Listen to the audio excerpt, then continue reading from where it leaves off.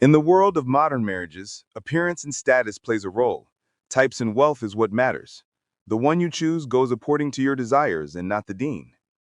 Asia, a very beautiful girl who works as a nursery teacher, spends her days with toddlers. Every morning she walked through the sandy streets wearing her long black abaya and soft pink hijab that framed her flawless face. At Al Noor Nursery School, she welcomed her tiny students with a warm smile. She sang songs with them, helped them learn colors and shapes, cleaned up their little messes. She often left work smelling like baby powder and finger paint. Though the job was tiring, it brought her some peace. But her dreams lived far from those classroom walls.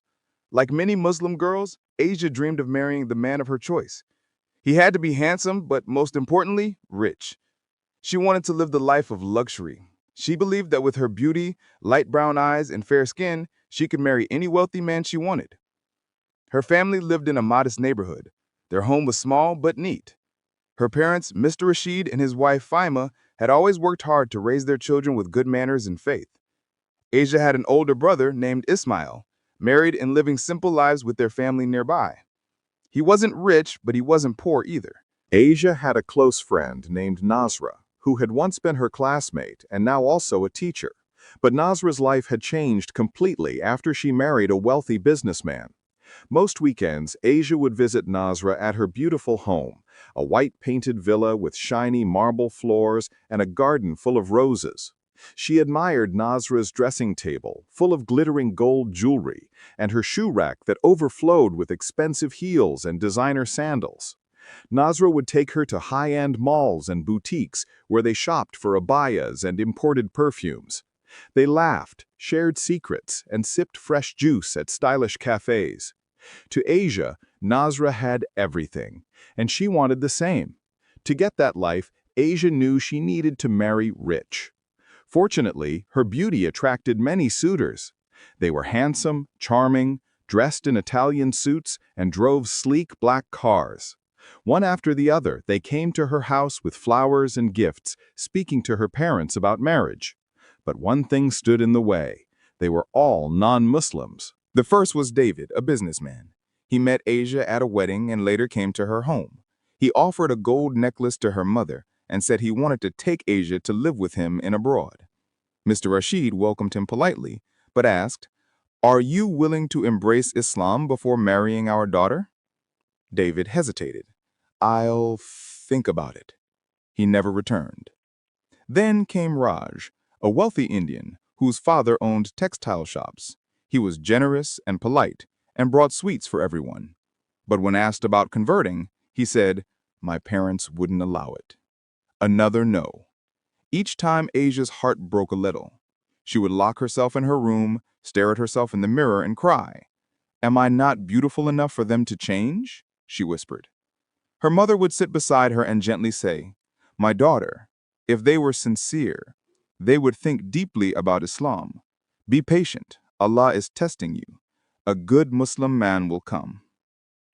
But Asia's faith was shallow. She prayed rarely, only when she needed something.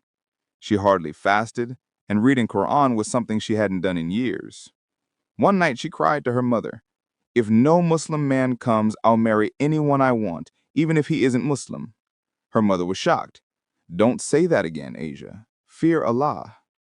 Months passed, and finally, a Muslim suitor arrived. His name was Yusuf. He was soft-spoken and kind, but he was poor. He wore a simple thobe and worked at a small electronics repair shop.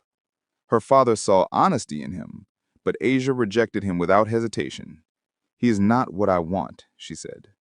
No one forced her, since it's her choice, but her father was disappointed. Every time a suitor arrived, there comes a reason for delay. Time flew. Asia turned 35. Her youthful glow was still there, but her parents grew anxious. One Friday after the Salat al-Jum'ah prayer, Mr. Rashid had an opportunity to speak with the Mufti.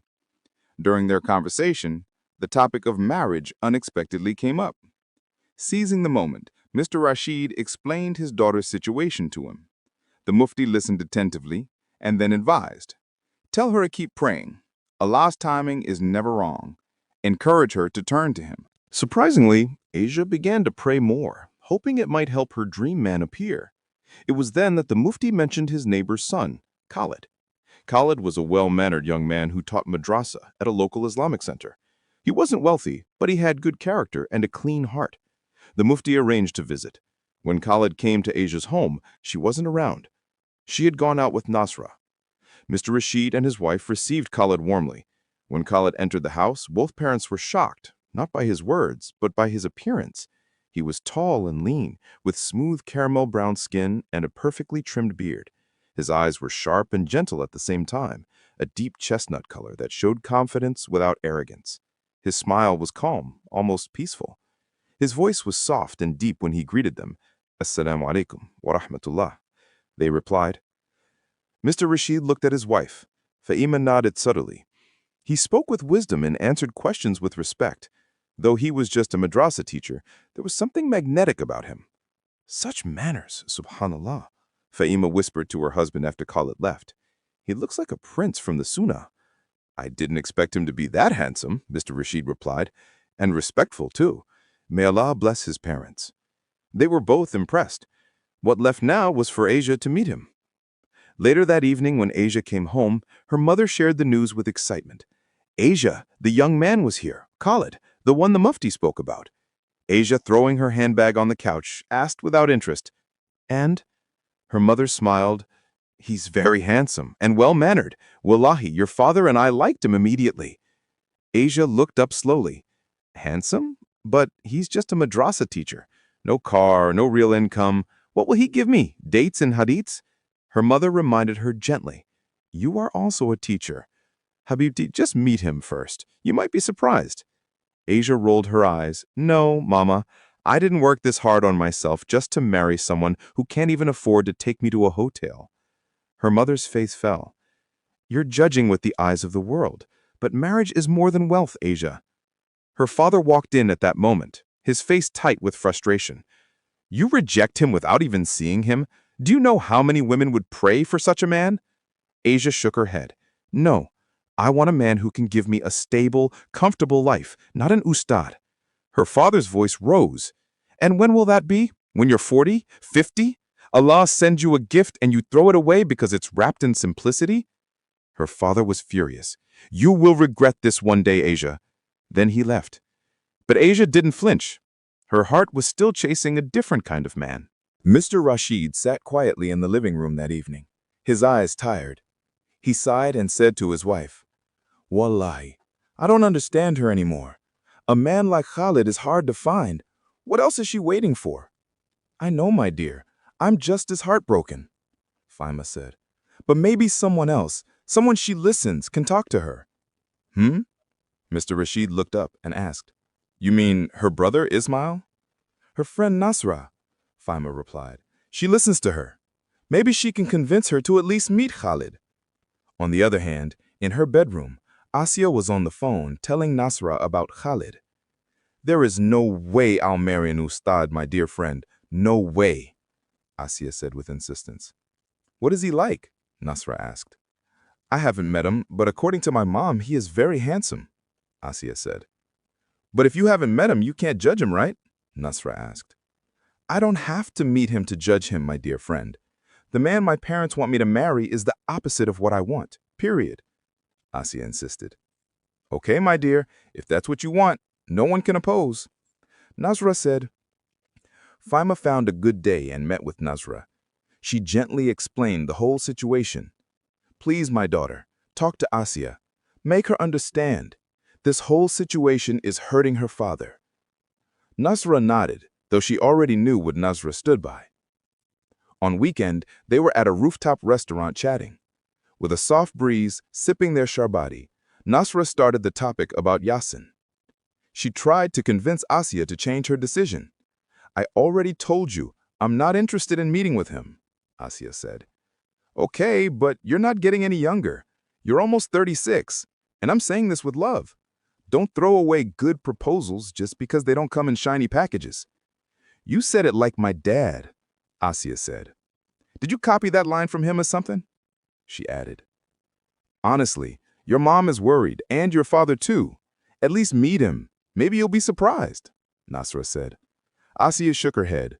"No way. He has nothing. I'm not going to live a hard life, Nasra. I've waited this long, I won't settle for less. Nasra sighed. Okay. Asia leaned in, lowering her voice. Actually, I was hoping you could talk to your husband, Nasib. Maybe he can introduce me to some of his friends. I'm sure he knows some rich, handsome Muslim men. Nasra was taken aback. Asia, that's not really how these things work. Why not? Asia asked. How do you expect me to tell my husband to do that? It's not proper, Nasra replied. You are lucky you got your dream life. Why can't I have a chance too? Asia said. Seeing how desperate her friend was, Nasra hesitated. Then suddenly, something came to her mind. There's a business seminar coming next week. Perhaps it will be a good chance to attend. That way, you can have a chance to meet a rich man, Nasra said. Asia agreed. Nasra spoke to her husband to get her a ticket for seminar. Nasib was surprised as he knew his wife never even attended seminars from her work. She said she wanted to learn new things. Nasib agreed, and because she was going with Asia, he got them 2 tickets. The day came and they attended the seminar, but few minutes later they walked out the hall and went on a restaurant area. That's when a tall, strikingly man approached their table. He wore a deep blue tailored suit and his cologne was rich and fresh, leaving a trail of luxury as he moved. He greeted respectful. Assalamu alaikum, ladies, they replied. Mind if I join you? Nasra nodded politely. Sure. He sat down and added, I saw you walk in earlier. I was impressed, mashallah. His eyes based more on Asia. Nasra realized that. He was drawn to Asia. He introduced his name as Mike. He was confident and charming. Several talks he was about to leave. Asia hesitated to give him her number, so Mike reached into his wallet and handed her his business card. He was hoping they will keep in contact. He stood up, paid the bills for the drinks without being asked, and thanked them before leaving. Looks like your wish to meet someone has come true, Nasra said. Yes, but his name is Mike, so it's obvious he's not a Muslim, Asia replied. That's true, Nasra said. So, are you going to keep his contact? Nasra asked. For now, yes. That night, Asia searched his name on social media. Turns out he's the owner of Grand Palm Hotel. Pictures of luxury cars, international travels, and 5-star events filled the screen. She also saw his charity events, including a donation for building a church. Surely he wasn't a Muslim, Asia confirmed. But would that be a reason enough to let him pass without even get to know him?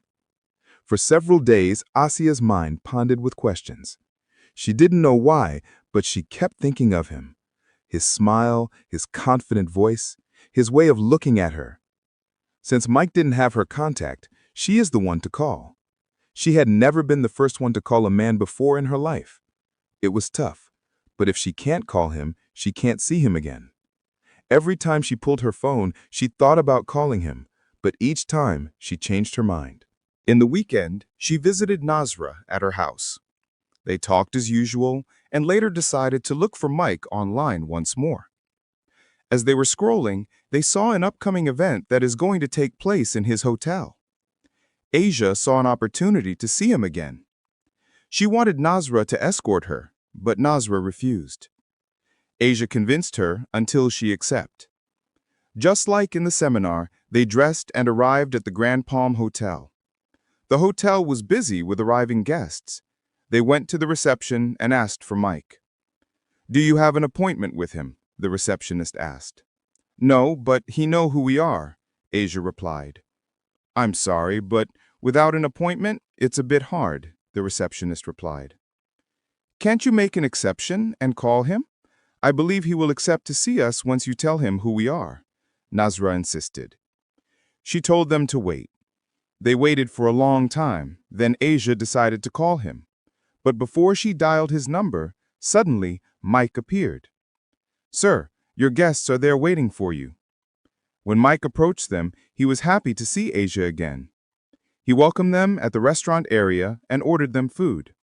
They talked and spent a lot of time. From that day on, they became closer. As they spent more time, Asia got to know Mike better.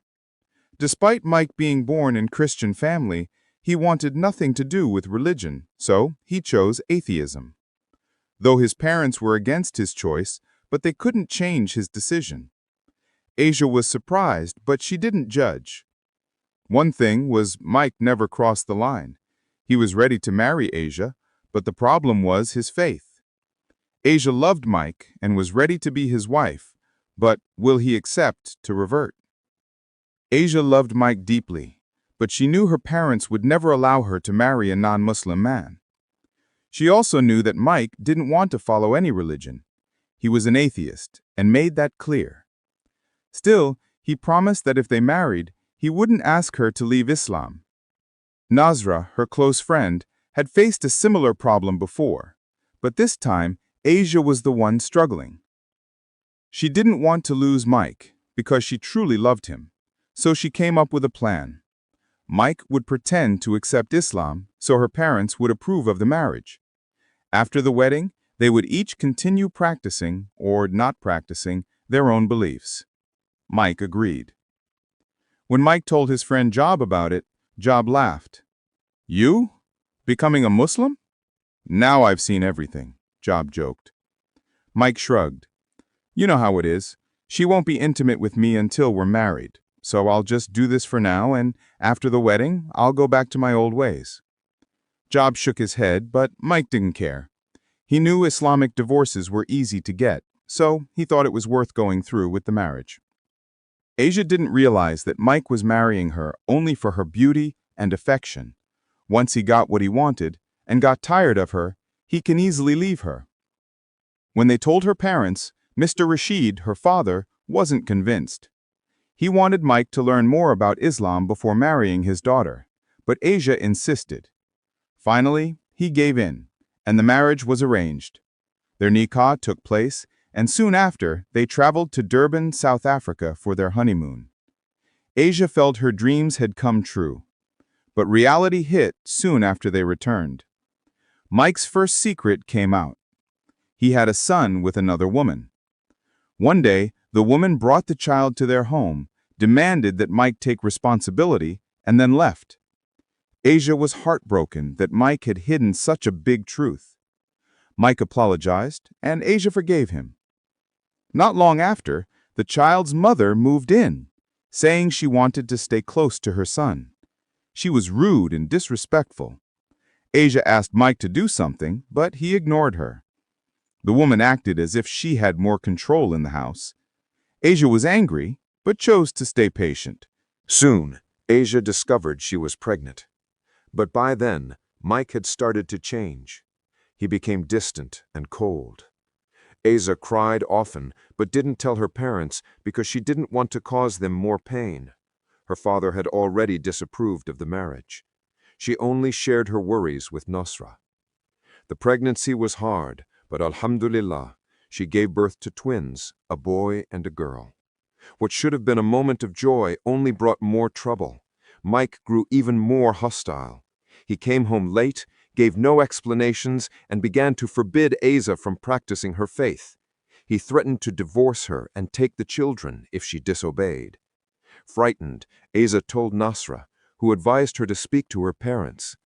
Still afraid of her father's reaction, Asia went instead to her brother, Ismail. At first, she didn't tell him everything, but Ismail sensed something was wrong. When he pressed her, she finally told him the whole truth. Ismail was furious. He went to talk to Mike calmly, hoping to fix things. Mike pretended to agree, but inside, he was angry. After Ismail left, Mike told Asia to pack her things and leave. The divorce would follow soon. Asia's parents were shocked to see her return home in such pain. Mike filed for divorce and used his money to win custody of the children. Asia was devastated, but blamed herself for marrying him under false pretenses. He refused to let her see the children. She cried helplessly, with no way to fight back. During the holidays, Asia went to visit her grandmother in the village. One day, she went with her grandmother to work on the farm. Before returning home, they tried to pick some bananas, but the bunches were too high to reach. Suddenly, a man appeared and offered to help. He was tall, handsome, and kind. When their eyes met, Asia felt something, a quiet spark she couldn't explain. Her grandmother thanked the man warmly and noticed the way Asia looked at him. Before they left, Grandma invited him to come for dinner one day. He smiled and said, "Not today, but I'll come another time." Grandma nodded in agreement. One day before Asia was to return to the city, she and her grandmother went to the farm again. While they were working, they saw him, the same handsome man who had helped them reach the bananas before. "Assalamu alaikum," he greeted kindly. "Wa alaikum salam," they both replied. "We meet again," Grandma said with a smile. He smiled back. "Perhaps today you can make time for that dinner," Grandma added playfully. He nodded. "I'd be honored." That evening, he arrived right on time. His good manners and calm presence showed his strong faith and respect. Even while eating, his Islamic etiquette was clear. Asia and her grandmother watched quietly, admiring his humble and polite nature. After dinner, Grandma started the conversation. "What is your name, son?" she asked. He smiled. "My name is Khalid." Then Grandma asked again, "Are you married, Khalid?" Asa looked at her grandmother, embarrassed by her direct question. Khalid paused for a moment before replying softly, "Yes, but my wife passed away a year ago." They both felt sad for him. They talked a little longer, but since it was getting late and Khalid was traveling the next day, he thanked them for the meal and left. The next morning, Asia said goodbye to her grandmother and went to the bus station. When she boarded the bus, she was surprised to see Khalid sitting in the seat next to hers. They greeted each other warmly. During the long journey, they talked about many things. Khalid learned that Asia had been married before but was now divorced. There was something about that journey that made them feel as if they had known each other for a long time. When they reached the city, they exchanged phone numbers. Not long after, Khalid expressed his wish to marry Asia, and she was ready to be his wife. This time, she didn't care about wealth or status. All she wanted was a good Muslim man who loved and respected her. One day before the proposal, Mr. Rashid met Khalid at the mosque. "I haven't seen you in a long time, son," he said warmly. "I went back home for some work," Khalid replied. Mr. Rashid invited him for lunch. At first, Khalid refused.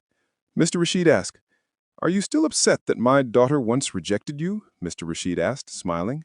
Khalid chuckled. "No, that was a long time ago. I had already forgotten." "Then come home and have lunch," Mr. Rashid insisted. At home, Asia was shocked when her father walked in with Khalid. "You know my father?" she asked in surprise. Khalid looked equally surprised. "Mr. Rashid is your father?" After they talked, everything became clear. Asia realized that the man she had rejected years ago, before she married Mike, was actually Khalid. She felt a wave of regret for turning down such a good man back then. But Khalid wasn't bitter. He wasn't the type to hold grudges. Since he already wished to marry her, he saw this as a blessing and proposed formally. Mr. Rashid and his wife were overjoyed. "Alhamdulillah," Mr. Rashid said. "I always knew you were the right man for my daughter." The marriage was arranged and soon their nikah took place. Afterward, Asia transferred her job so she could live with her husband in the village.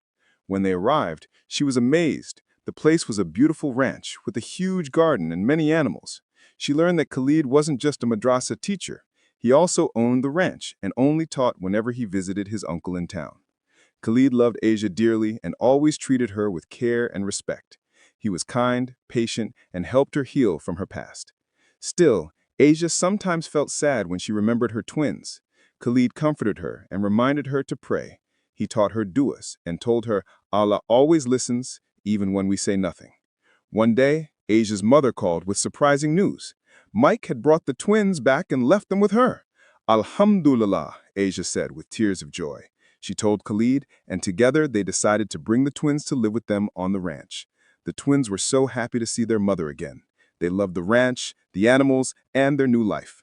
Khalid cared for them like his own children. A year later, Allah blessed Asia and Khalid with a baby girl, bringing even more happiness to their family. True worth is not measured by wealth or status, but by faith, character, and sincerity of heart. Asia's story reminds us that what we reject out of pride may be what Allah had destined for our peace and happiness. Riches fade, beauty changes, but a righteous soul remains constant. Choose with your heart, guided by faith, not by the glitter of this world. May Allah bless each of you with righteous spouses who bring peace, faith, and lasting happiness into your lives.